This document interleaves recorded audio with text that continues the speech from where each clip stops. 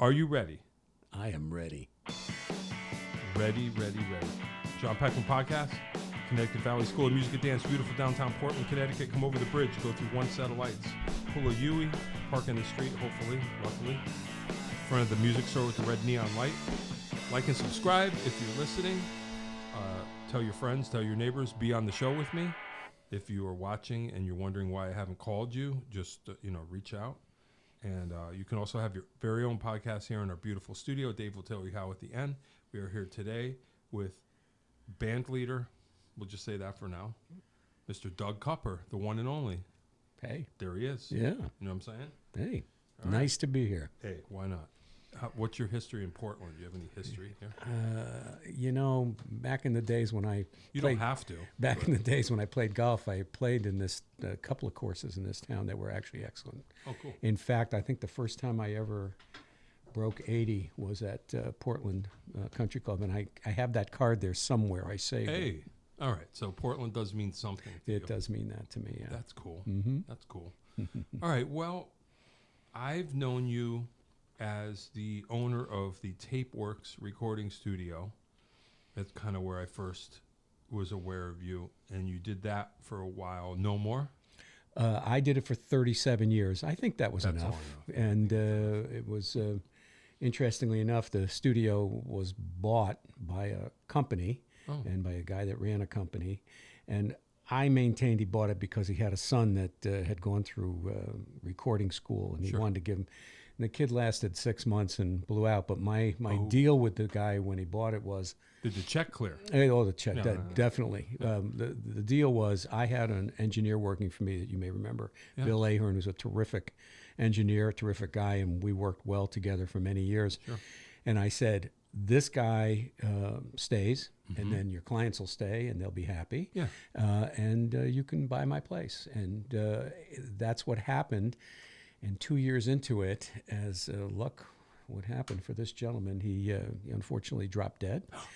And nobody knew in his company or in his family knew what the heck to do with this. Oh, no. This thing. No, it was good. So Bill was able to pick it up and owns it to this day. Oh, okay. It's a very happy. It's what we call a win-win situation. Okay, so you're out, but it's still. I'm definitely out. But yes. it's happening. Yes. Well, that's good. Yeah. Okay. Yeah. Well, apart from the somebody dying part, that's not good. Yeah. Yeah. Wow. All right. Well, so tell us what you're doing now. Okay. And then we'll. Now I'm, I walk my dog a lot. Oh. That's a big part of my life. No, I'm. What kind of dog? It's a Tibetan Terrier, and wow. She's a very fine animal.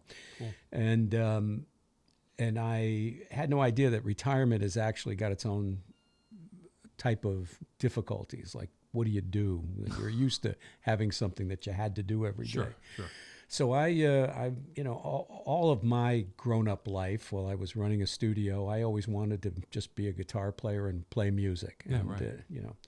And as a mutual friend of ours once told me, all the guitar players I know want to own recording studios. Yeah, right, so, right. We know how that works out. Sure. So, I had a couple of bands near the last years of working in the studio, and I was looking for a new venture, and I decided to put together a CCR tribute band for some of the reasons that you and I were alluding to earlier. Yeah. That the biggest problem anybody has with a new band is, what are we going to play? What's the book? What in the world are we doing? Sure. And it made it very easy doing the CCR book because it's big, it's thick, it's full of hits. Yeah. At one point, they had more hits than the Beatles. Wow. Yeah. Yeah, I bet. So, Yeah. and they had a very short career. Yeah, it was for a short period of time, and they had a short career as a band. But then he went on and did a lot of stuff solo that did quite well also. So we include a few of those too. So, I got a couple of great guys together that all wanted to play this music, and got two of the guys I had known for many years but had never played with before. Oh, wow. But a mutual friend of ours recommended that these were the guys. That, really? Because we're all kind of old friends. And one of the fellows I had been in a band with. So So it's worked out well. I think the thing I like best about this band is we all get along well. And those of us that have won't been last. no, it's already lasted a few years. I was going to say, those of us that have been in bands before know that that's the single most difficult part of being in a band. Right. Yeah. Although, you never know. Now that we get older, there's no, you slept with my girl looked at you, we're on drugs, there's none of that. Maybe, you never know. Bands might last longer now. That's possible. Find out. People remember. That's I think we were in the band together. Yeah, right. That's cool. Why Creedence? Creedence because, again, of the catalog. My a couple of bands back that I had that was fairly successful was a large band, a lot of people, which means a lot of mouths to feed and just a bear finding rooms to play in those days. Right. This is 4 pieces. It's essential rock and roll. Sure. It's good stuff. I felt I could handle the vocals on it, even though it's a challenge. Sure. And I'm mostly playing the rhythm guitar, the second guitar parts, because I've got a much better lead guitar player in the band, too. I don't know enough about Creedence. Is that how it was in Creedence? No. Okay, so he was John Fogerty was the lead, too. He was it, which probably had a lot to do with why the band went away as quickly as it did. Gotcha. But yeah, he wrote all the songs, sang all the leads, played all the leads. Wow. And his brother was a rhythm guitar player. And he was actually, for those that know the difference, he was an excellent rhythm guitar player. Oh, wow. Okay. But you have to be able to listen and discern. Well, it's like Malcolm in AC/DC. If you understand the Exactly. So nobody recognized this except a few guitar players. Did you before you took this all apart? No, I had to when I was studying the material, I'm going to play these parts.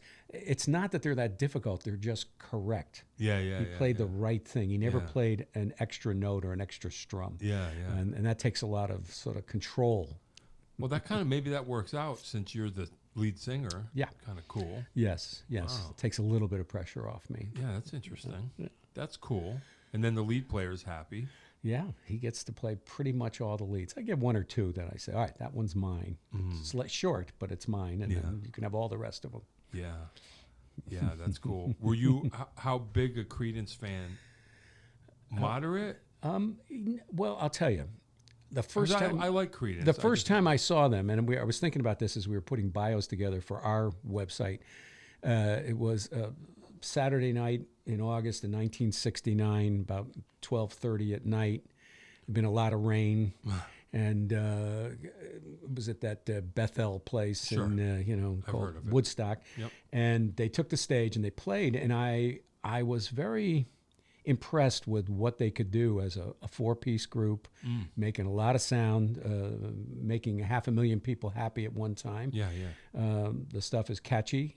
It's blues based. It's it's simple, but essential. And he definitely had a great voice, has a great voice, and delivered the songs with a lot of authenticity. So that's how I got started with it. And I listened to all of them when they came out, all the records. Cool. I hadn't thought about them for a number of years because I got into a bunch of other stuff. But I think the idea of the simplicity and appealing to a crowd that's a little older and maybe goes out and likes to sit in a seat, as you had alluded to earlier, and have a drink brought to them. Right. Why not? We played this show last summer at this wonderful theater up in West Springfield, a sold-out show. And we hadn't played theaters. We had only played bars and places where people have other agendas besides listening, in addition to listening to the terrific music. So I thought, well, how are we going to tell how we do? And I developed... very quickly developed a vision of watching their toes, watching their feet. Nice. And if the feet were moving and if they were tapping in time with the music, you knew you had it. You were golden. That's cool. That's pretty cool. Yeah. And your drummer, he gets it. Yes, he definitely gets it. Does he play big hi-hats? Because that's what I remember about Creedence. I don't know how big they are, to be honest with you. We'll ask him. It's when I think of that drummer, I think he had back then, 15s or even 16s, which was weird. I don't think these probably are, but he's a good essential rock drummer. He's played with lots of other groups in the area, and he's very strong. I think you'd enjoy his playing. That's cool. Who is it? It's Marshall Grossman. Oh yeah. So you know who I'm talking about. doesn't play any extra stuff. He plays what's needed. Oh yeah, which I love. Oh, that's beautiful. Yeah. That makes sense. And Buck Pitts is the bass player, and they're old friends and have been around for a long time. And Mike DeVito is the other guitar player. And Mike is from the Springfield area, and his brother Guy DeVito is a very well-respected bass player. I just saw Guy. Awesome. So, in fact, from another band I was in, I was looking for a guitar player for it, and I was talking to Guy, and I said, I can't find. He said, well, call my brother. Yeah, right. I didn't know you had a brother. He said, "That's funny. I do. Here's his number. Call him." And I did. Hey, that's cool. Yeah, that's funny. I didn't know he had a brother either. Well, we won't tell him that. I wasn't looking for a guitar player, so I never would have known. I never would have found out. Yeah, not only a guitar player, but a very good guitar player. Hey, that's cool. And a good singer as well. So that helps. Yeah. Are there more? Just trying to think of Creedence.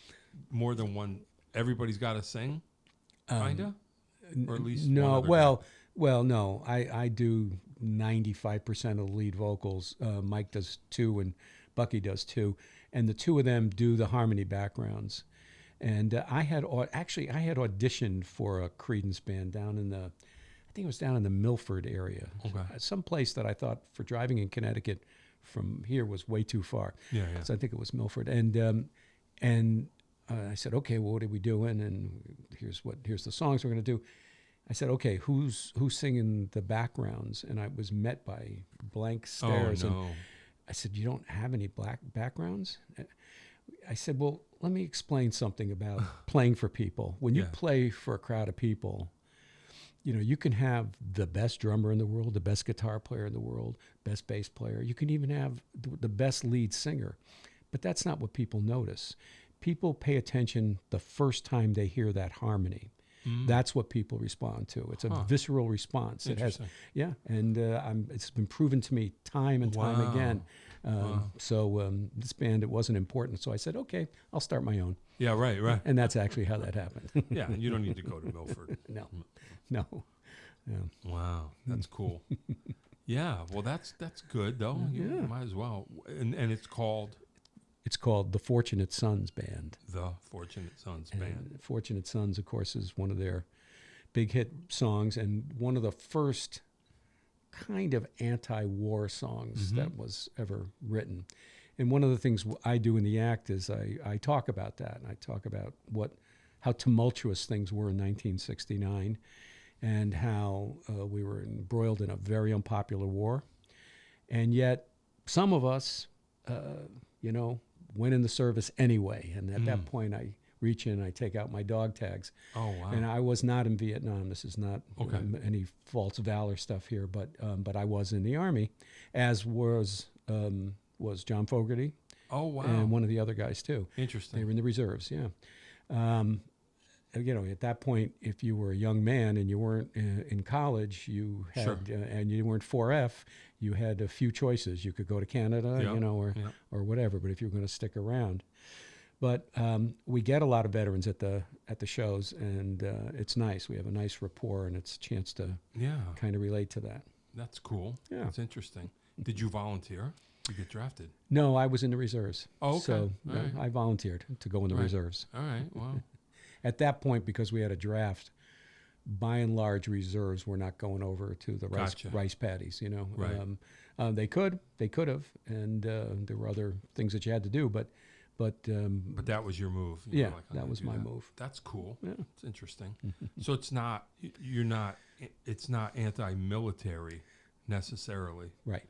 It's anti that war. That's right. Yeah, that's right. Yeah, I think about that a lot. So I was born in '67, so I never experienced that. But yeah, I can't imagine.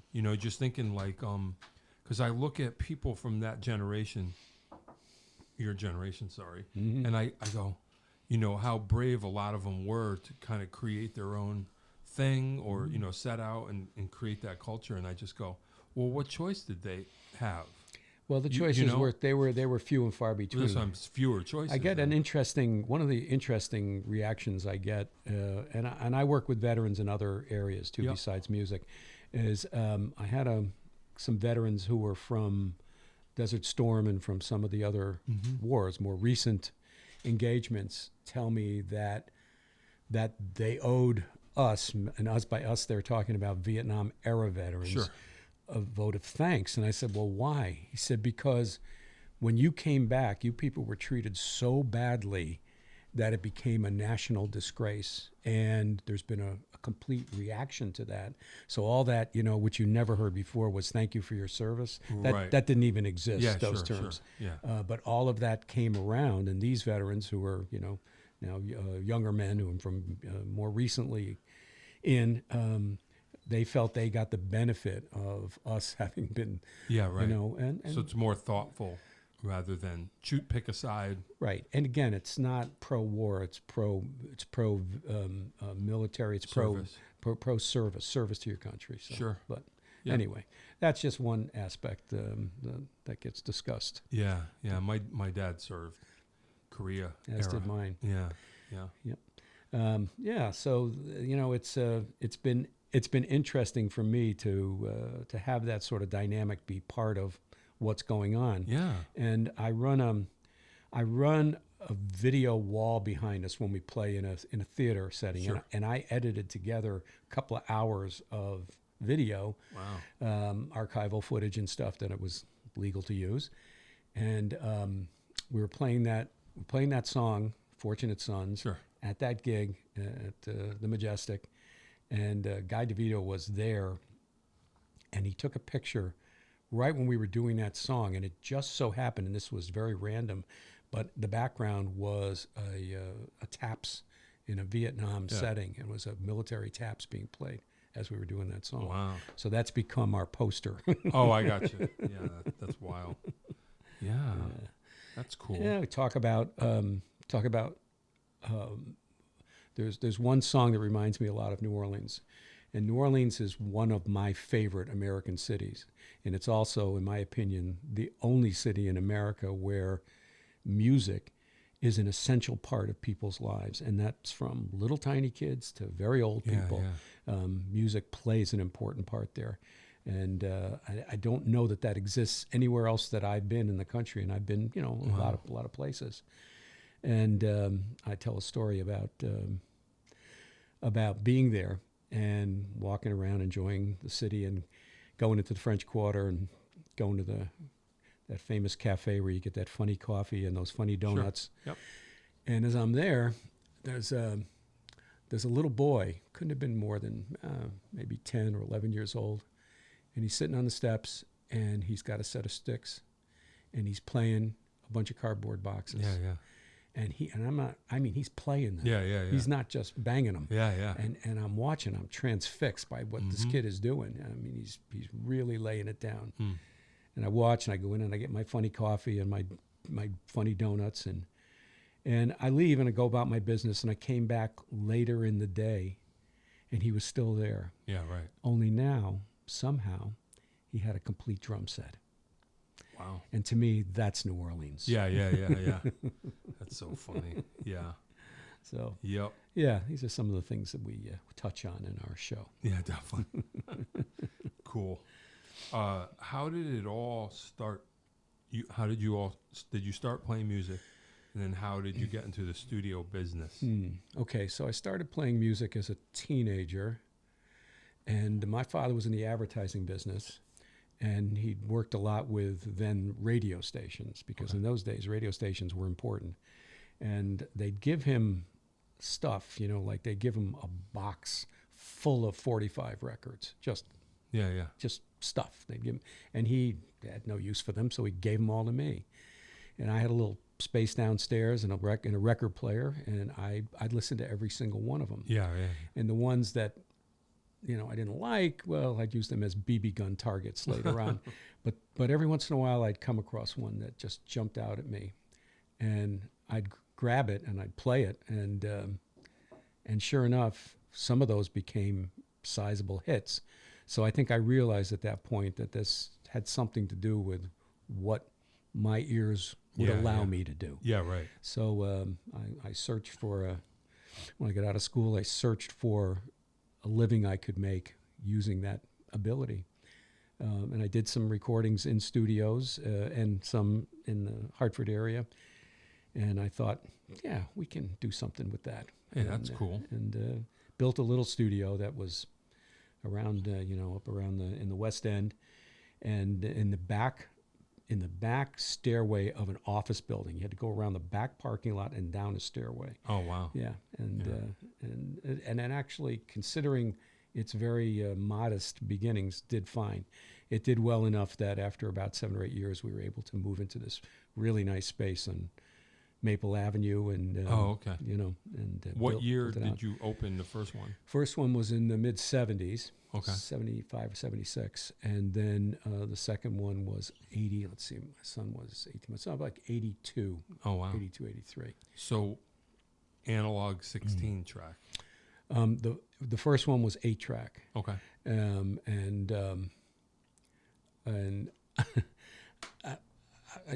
a mutual friend of ours who's a great guitar player, who I also managed for 10 years, invited me to a recording session he was doing in New York City for James Taylor. Okay.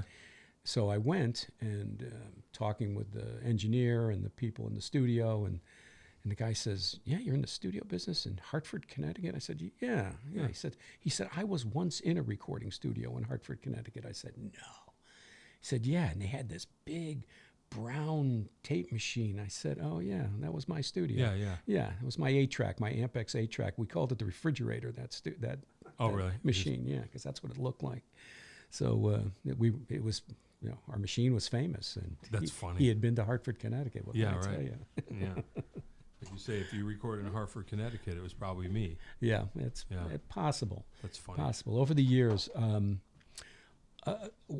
I think this is the way I like to express this. We were good at what we did in the studio, but we were really lucky. Oh, yeah? Yeah. In what way?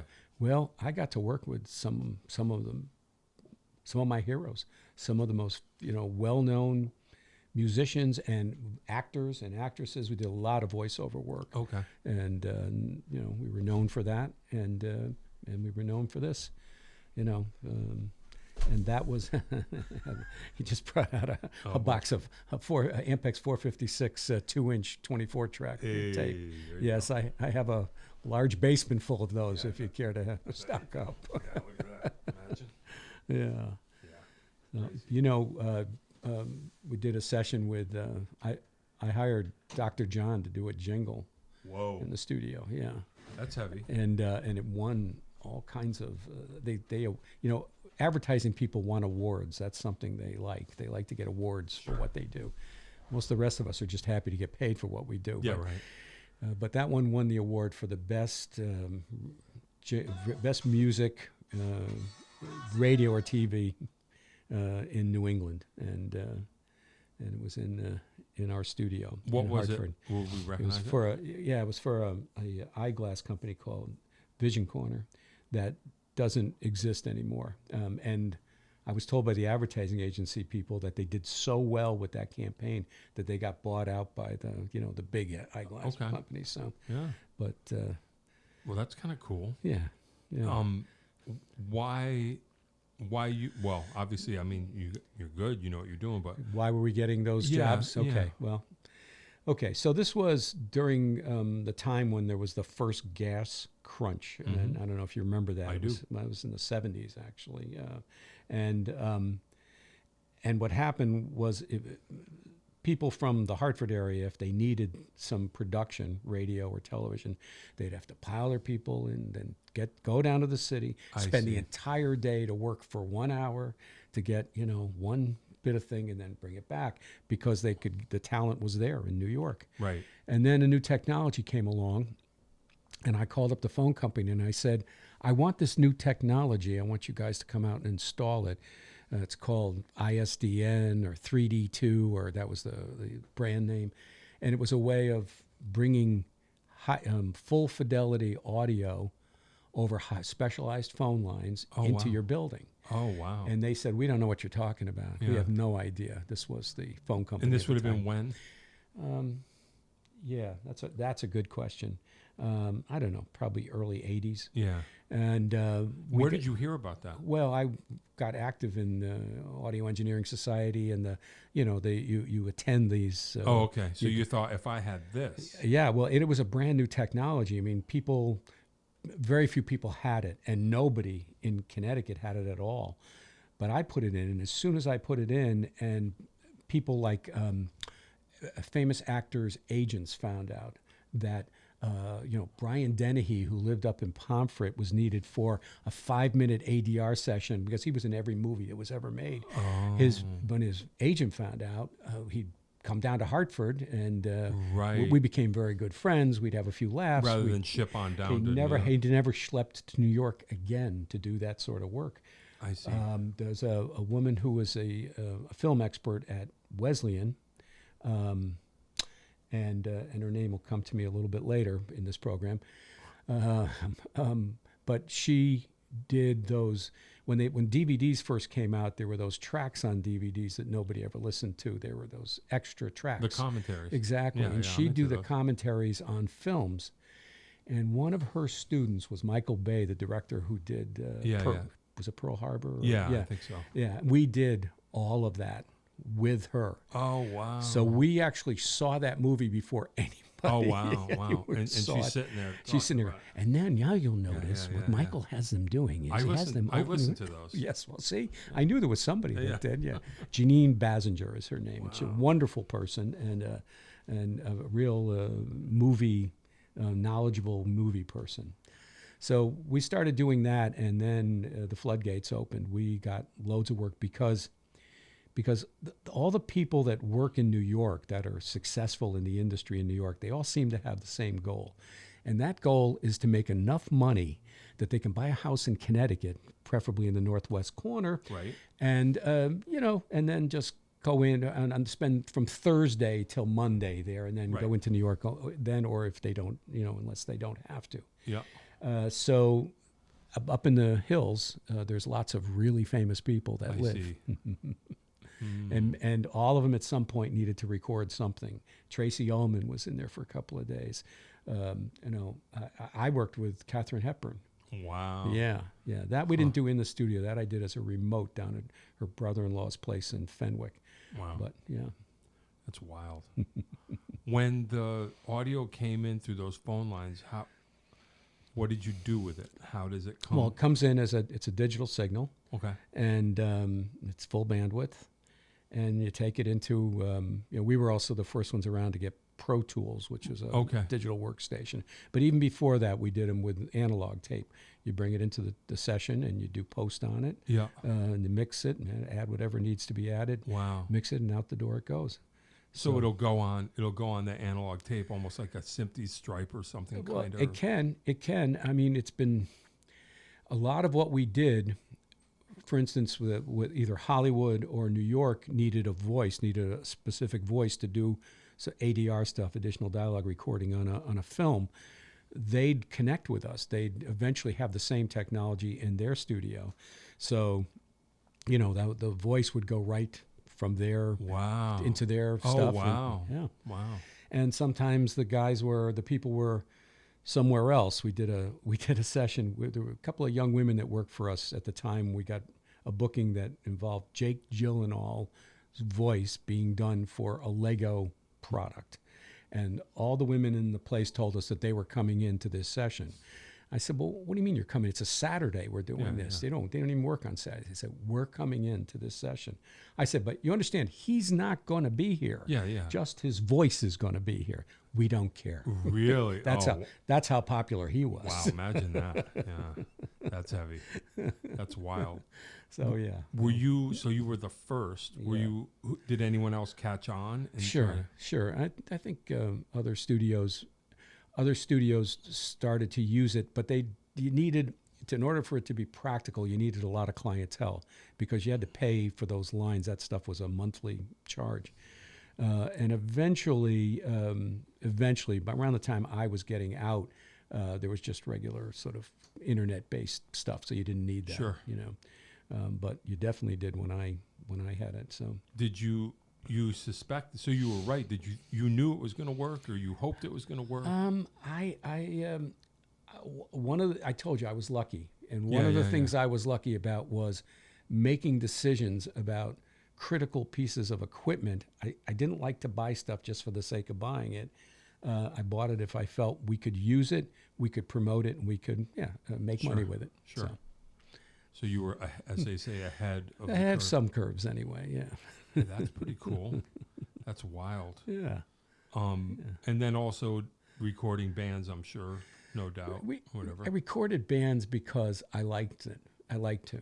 Yep. It wasn't a moneymaker for us. That was just something we did because we wanted to. I got you. And I found a certain kind of clientele that liked to work with me specifically. There were some female folk artists, so I did albums for several of them. Sure. And we got along well. I had enough of a sense about their music to be able to bring in the right drummer, the right guitar player, the right bass player, and so forth. And then Bill, who took over the engineering, he has much better facility with much more modern music, with synths and synth-based things, and hip hop, and eventually, and all that stuff. And he did a lot of Jamaican music.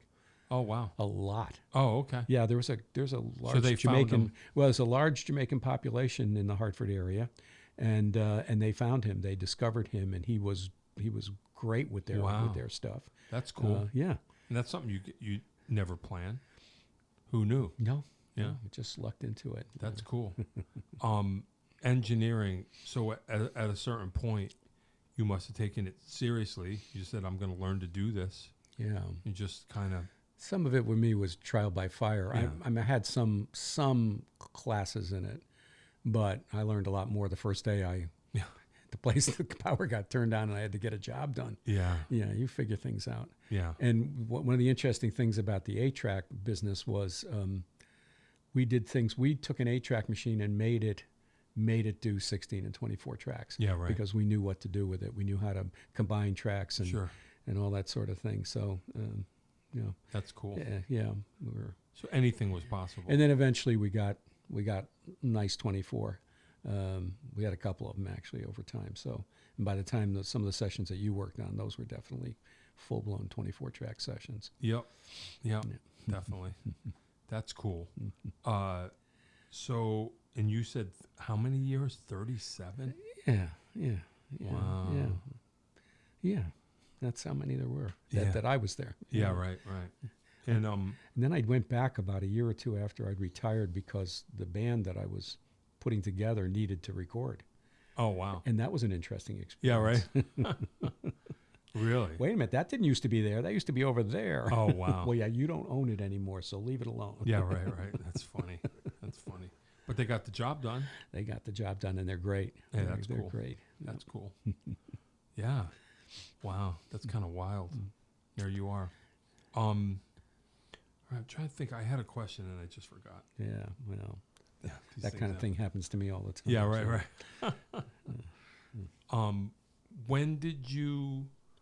What made you decide to retire from the studio? It was just time? Well, there were a couple of reasons, but here's what was going on in the world. Recording studios, big ones, names that you would recognize in major cities, were going out of business left and right. Right.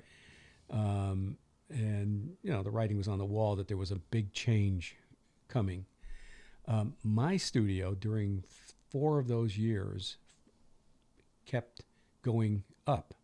Our overall billing was up anywhere from 15 to 20% over those 4 years, each of those years. Wow. Which was way against the national trend. Right.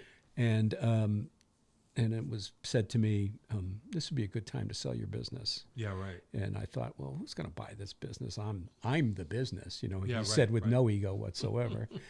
As it turned out, there were a few people that wanted to, and quite honestly, I didn't have a retirement, so I thought it was probably time for me to get one. Yeah. And as it worked out, that's exactly what I did get. So that's how. I wonder why. Why? Which? Like why? Why did we do well when others weren't? Yeah. Because we were very diversified. My biggest client in the last years was Lego internationally. Oh. Now there was Lego that was up in around Longmeadow in that area, and there was Lego in Billund, Denmark, which is their headquarters. Okay. And when you think about what is a Lego, Lego's a little piece of inert plastic, right? And they were really big on personalities. I forget which character Jake Gyllenhaal was, but it was, they bought some franchise, one of the popular franchises, and created little dolls. Yeah, yeah. Well, but those dolls don't make any sound. So when they wanted to make television commercials or promotional things, anything to promote this stuff, somebody had to be the voice and the sound design of that. So that became our job, and I did one job for them, and that was it. After that, they became a tremendous client.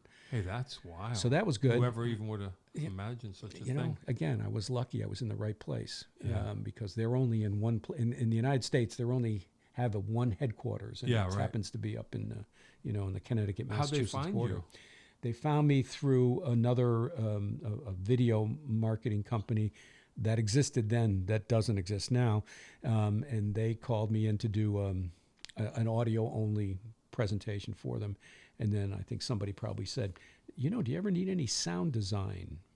Oh, yes, we need that all the time. Yeah, I'm right here. So we've all worked, we did voices and we did all kinds of stuff. My voice is on several of their things. Let's see, this is kind of funny. There was they did a video that was Star Wars, the whole story of Star Wars in, 2 minutes. Yeah, sure. Okay, done with Lego characters. Yeah, yeah. Right? Yeah, stop action stuff. And they wanted it to sound, before this word was even known, they wanted to sound viral. They wanted it to sound like real people. They didn't want a professional voice.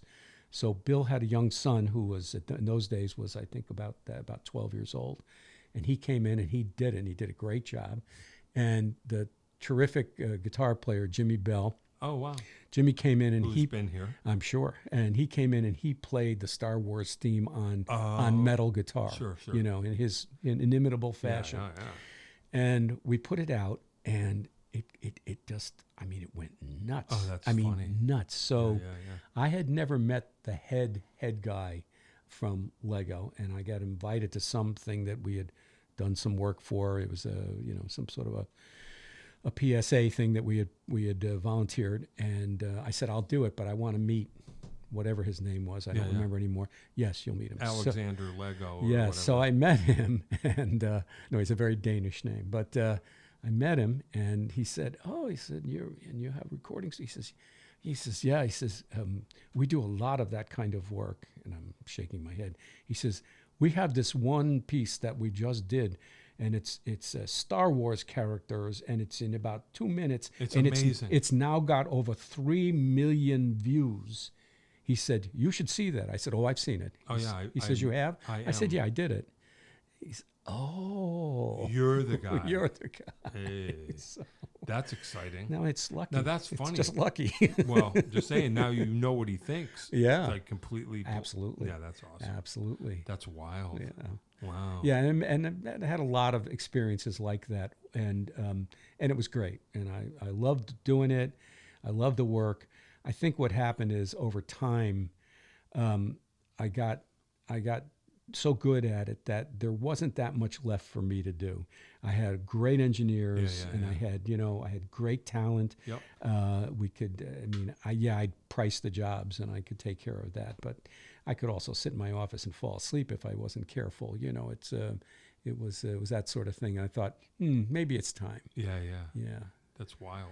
Yeah, but I'll put a word of advice out for anybody that thinks they should retire and is near that age. Oh, okay. It's a bit of advice that I didn't get, and I Dave wish I just had. retired.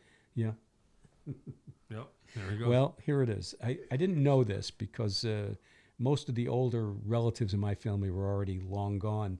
Yep. But there was one elderly cousin who told me that he gave me this very simple adage, but it's very true, and that is, you don't retire from something, you retire to something.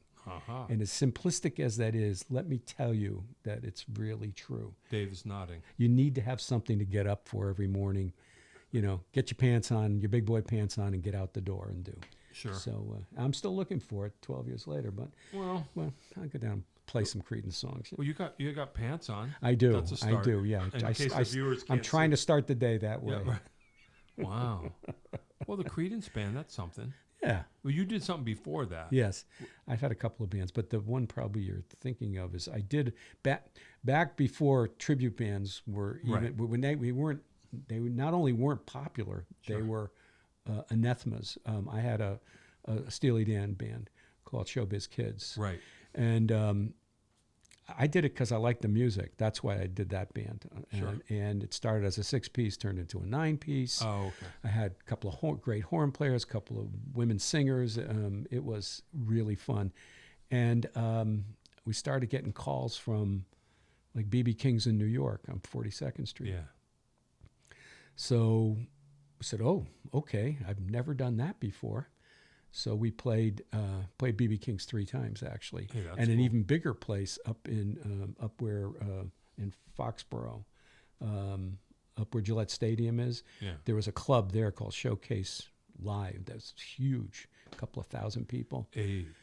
And we got hired there. Yeah, that's cool. It sounded like that, and it was great fun, and I enjoyed it. And there's a really good video that you can see on YouTube, and it's the only time in my career as a musician where I did a song, I sang it, and I played the lead on this.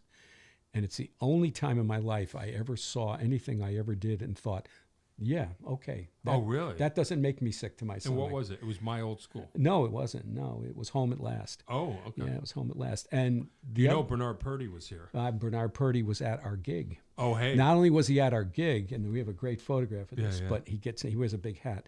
He comes to B.B. King's, and he goes to his chair, and he takes his hat off, puts it down on the table, and he sits there through our entire set. Oh boy! And as we finish the set, he gets up and he puts the hat on, and we come out to do an encore. He sits back down, takes the hat off, and at the end of our show, he came up on stage, took pictures with all of us. Hey, no. He's one of the finest gentlemen I've ever met. No doubt. And the other guitar player on that episode of Showbiz Kids was Jeff Pevar. Oh, okay. He played a couple of those gigs with us. Wow. So, yeah. Okay. Yeah. That's cool. Yeah. And then that just wound down at a certain point. You know what? I couldn't find enough work. I'd call an agent, and the agent said, "Well, your stuff is good. I like it." Yeah, he said, "But 12 people." Yeah, but this guy said this to me, and I found this amusing. He said, "You know, I'm the agent for Andy Summer, and I think he would really take exception if I were to be booking a tribute band." And you want to think about that, and I think, where's Andy Summer playing these days? Yeah, right. Yeah, but whatever. Well, whatever. Now there's tributes of bands that you never heard of. There's tributes of tributes. I mean, there's I know. It's beyond belief, but that's all right. Yeah, it's all right. Yeah, there's a marketing advantage to being a tribute band, and that's, I think, in today's world, that's kind of important. Yeah, I don't know how long. Yeah, but we're in. I don't even know if we're in a bubble, but yeah, that seems to be the thing now. Yeah, it's like, all right, well. Well, we're all waiting for the next big thing, and and it isn't going to be what we've experienced so far. I think we're pretty sure of that. Yeah, whatever it is. yeah, or whatever it's going to be, we're not aware of it. We, meaning we're older. Yeah, there's something happening somewhere, just not necessarily for us. Right. Well, that's okay, I guess, right? I mean, I like playing. I'm in a Led Zeppelin Bad Company tribute. Suddenly, I like it. Yeah. It's like, why not? Well, look, most bands are cover bands of some sort. Right. Some sort. Right. All of them except for this little slice that does original music and just dies to find a place to play. Yep. Okay, so that the 98% of them are cover bands. Now, a cover band to me is not different than a tribute band. Right. They didn't focus on one artist, but so what? They're doing the material that they think the audience is going to want to hear. That's material of other people, but who knows? Yeah.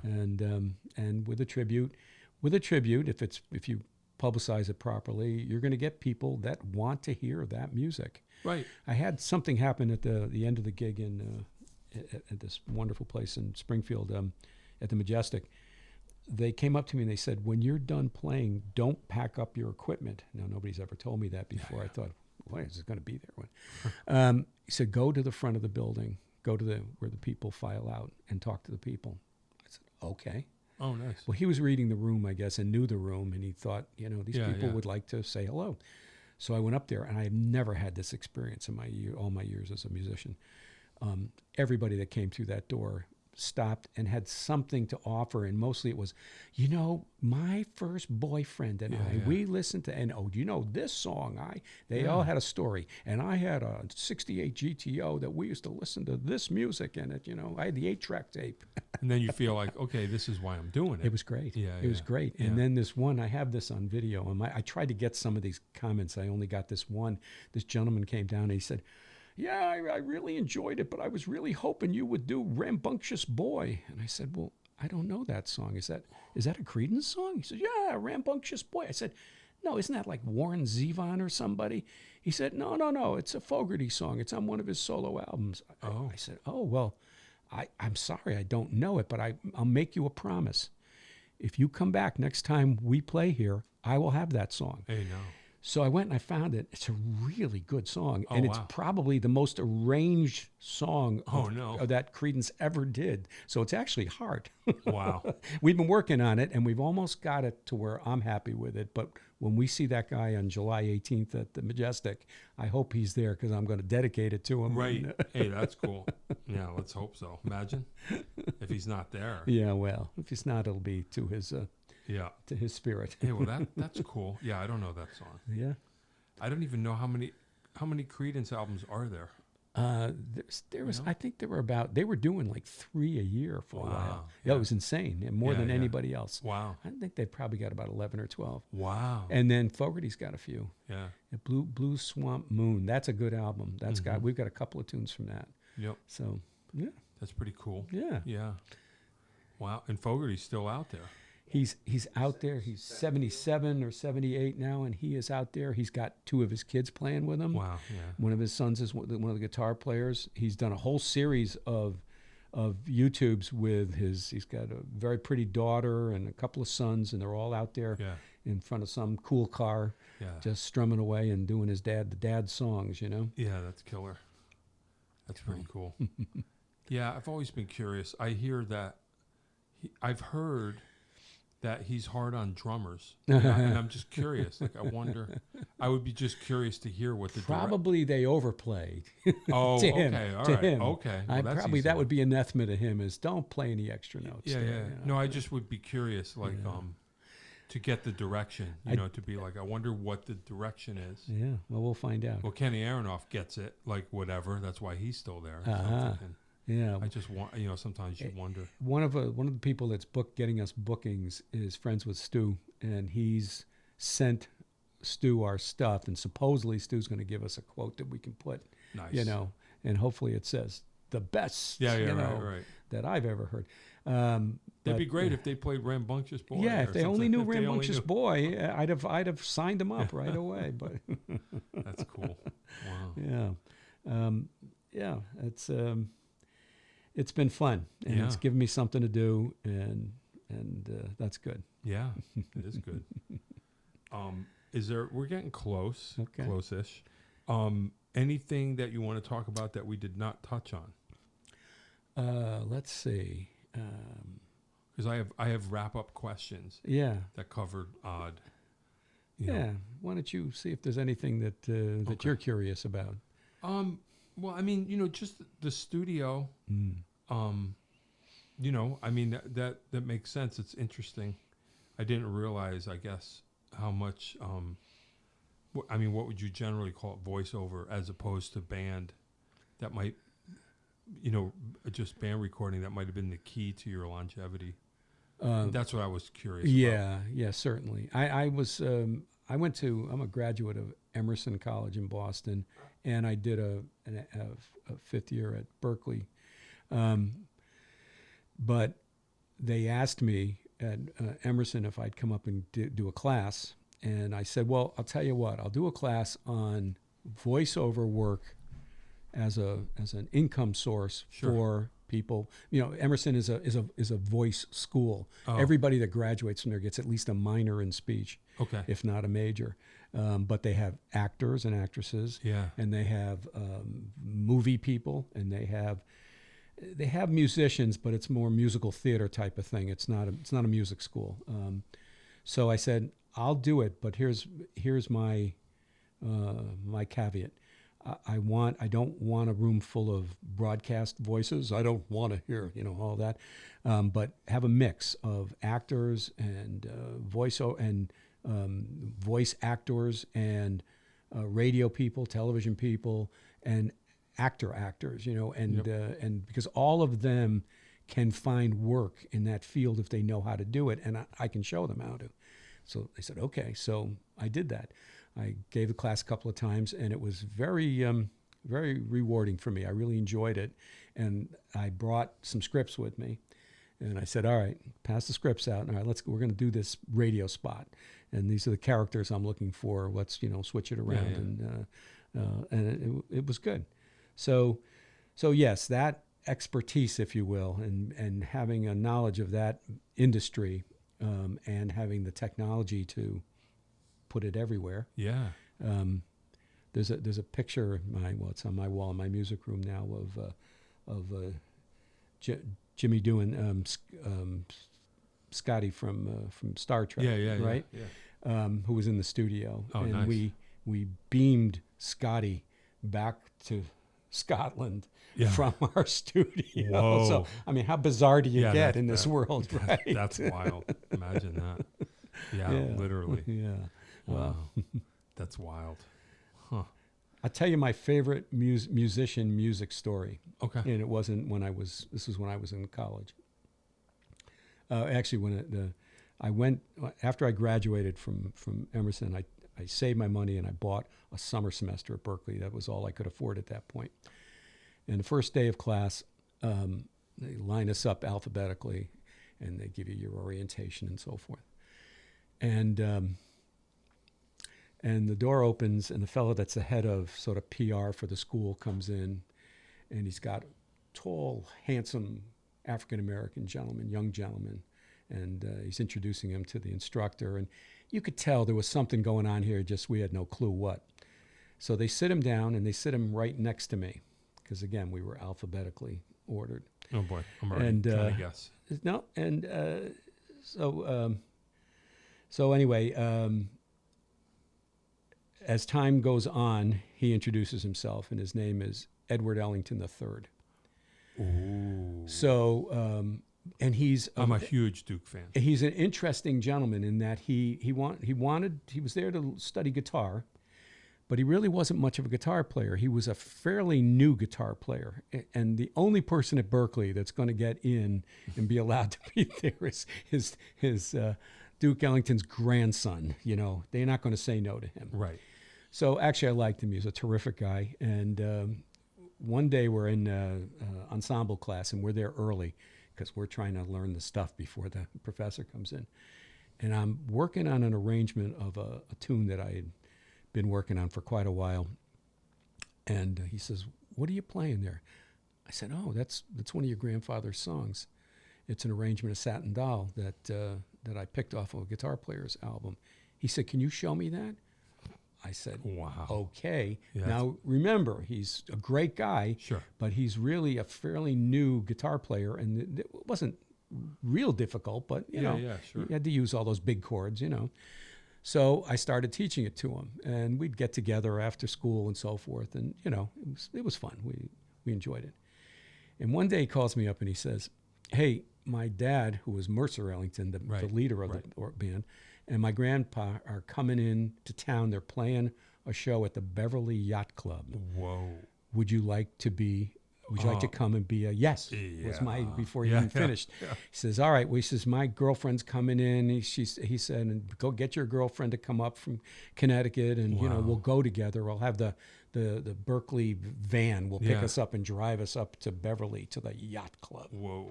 Okay. So I called my girlfriend. I said, "Hey, I need you to do me a favor. I need you to find me a tie and a jacket. And I don't care what it looks like or what color. Sure. I just have to wear it. So I'm not getting thrown out of this. No, joint. I gotta at least have that on me. So I get that, and they come and they pick us up, and they take us there. We walk into the yacht club, and we walk into the ballroom, and the bandstand's over here with all 18 or at least 18 pieces, and in front of me is this big round table. It's the band table, and at the back of it, with facing the door, is Duke Ellington. So they seat us down. Nothing is really said at this point. Mm-hmm. And the band starts playing, and they're unbelievably good. They're just as good as a band can be. And then they stop to take a break, and Ed walks over, sits next to his grandfather, and you can see this connection between the two of them, and it's this beautiful thing. And I never had a grandfather, but if I had, this is who I would have wanted for my grandfather. Yeah. So at some point, they're talking, and at some point, Grandpa reaches into his jacket, takes out an envelope, and slides it across the table, and Ed very gracefully puts it into his jacket. Wow. Again, the grandfather I would have wanted. Sure. So he says, "Wait a minute, Grandpa." He goes up to the bandstand. He says to the guitar player, "Can I use your guitar?" He's not going to say no to him. Sure. Takes his guitar, he comes back, he sits down next to him, and he plays him this version of Satin Doll that I taught him. Whoa. And the smile on Duke Ellington's face That's amazing. is so, it goes from one ear to the other. And Ed says to him, "Yeah, Doug taught me that." Ooh. And Duke Ellington looks at me and he goes, Hey. "You're going to have to explain to your listeners what that was." Because Yeah. there was not a word spoken, just a nod and a smile. Yep. Beam me up. And that's amazing. So that's to me the pinnacle of my music career. That's amazing. That's an amazing story. Yeah, that's wild. Yeah. Yeah, that's they play that game, name 5 people living or dead in history that Duke Ellington's one of them for me. Yeah. I would love to have hung out with him. Yeah. That's an amazing story. Imagine that. Yep. Wow. Yeah. Yeah. Yeah, that's wild. Yeah. Got to spend the day with Taj Mahal, Wow. Keb Mo. Wow. Keb Mo, I gave him this was when he was starting, and I loved his first album. Sure. I just thought he was great, and I gave him the session for free because he was a starving artist at what time, and he was working at the Hartford Stage Company. He was the music for a show. Oh wow. And so I said to him, "Hey, could I videotape you and have you show me how to play these couple of your songs that I really like?" Yeah, He said, yeah. "Sure." Yeah. So I have those. Hey, nice. Yeah, private performance. Yeah. That's wild. Yeah. So yeah. That's heavy.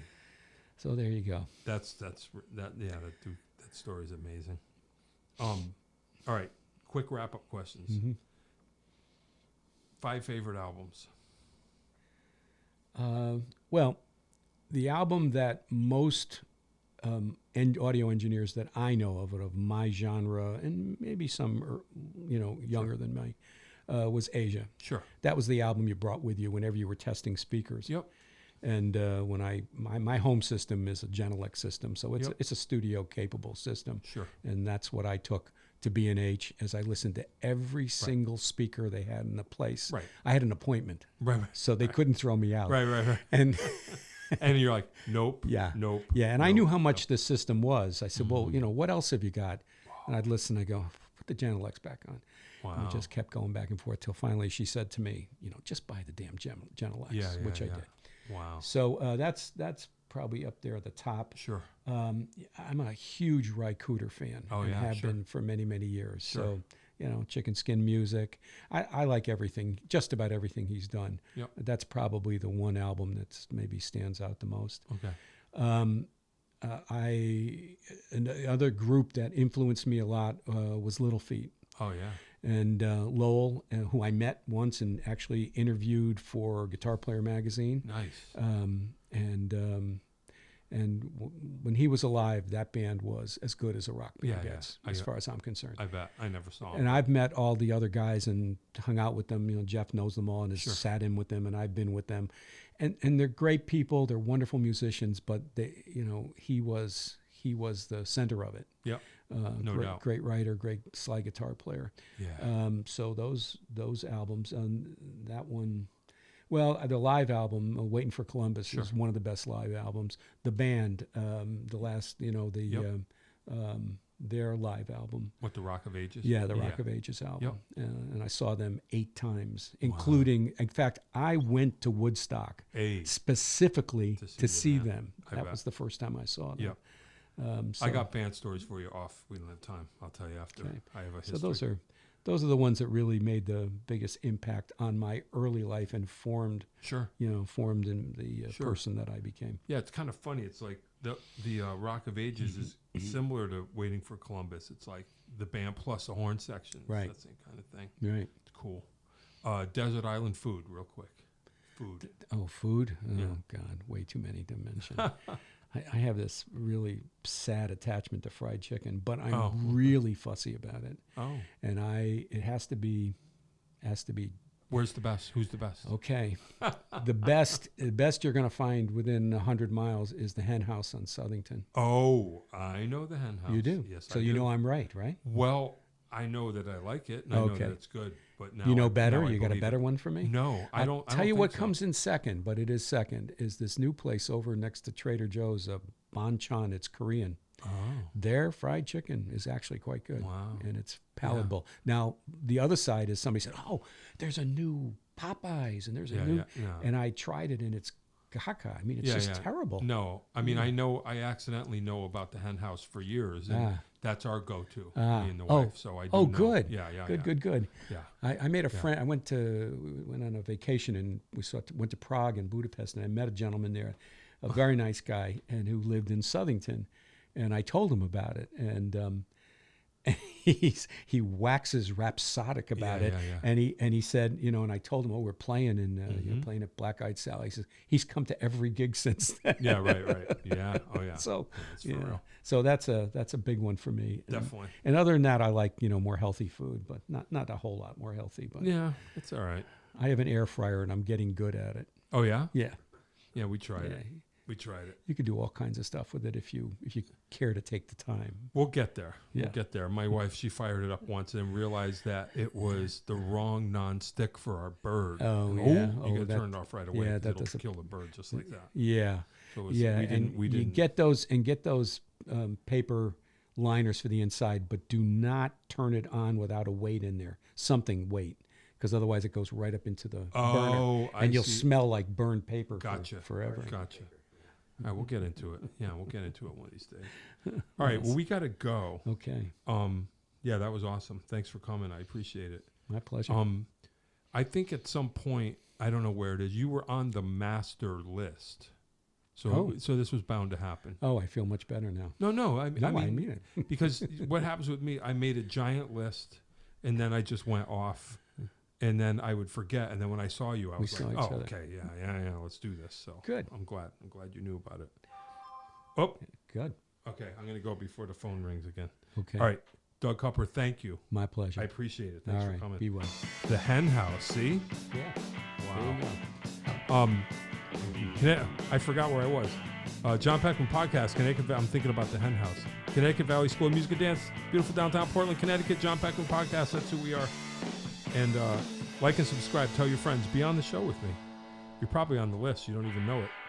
Have your own podcast here in our very beautiful studio. Dave will tell you how. Doug Kupper, thank you very much. My pleasure. That is all.